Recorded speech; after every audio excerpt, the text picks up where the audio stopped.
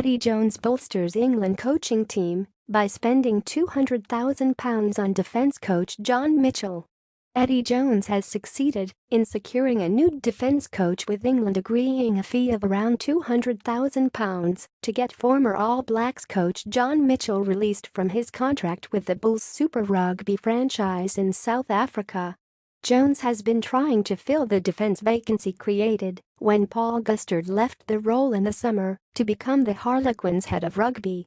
South African newspaper Die Burger says that Mitchell will start his new job on Sunday after protracted negotiations between the Rugby Football Union and the Bulls, who are now expected to appoint former Springbok lock Victor Matfield as their new coach. Reports in South Africa claim the Bulls have released Mitchell after receiving a fee of £4,430,150,000 £225,000 from the RFU, who have ring-fenced their playing budget following a £30 million overspend on the refurbishing of Twickenham's East Stand.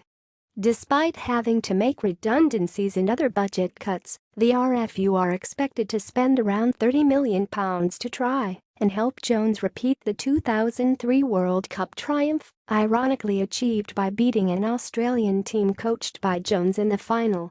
Mitchell is seen as a possible replacement for Jones, whose contract ends 12 months after next year's Rugby World Cup in Japan, and it was expected his successor would start working under the former Australia and Japan coach before assuming the main role. Mitchell coached the All Blacks at the 2003 World Cup but left shortly after the tournament, and is a former England forwards coach under Sir Clive Woodward prior to the Cup triumph in Australia. Before coaching the Bulls, Mitchell was the USA head coach and guided them to automatic qualification for next year's World Cup.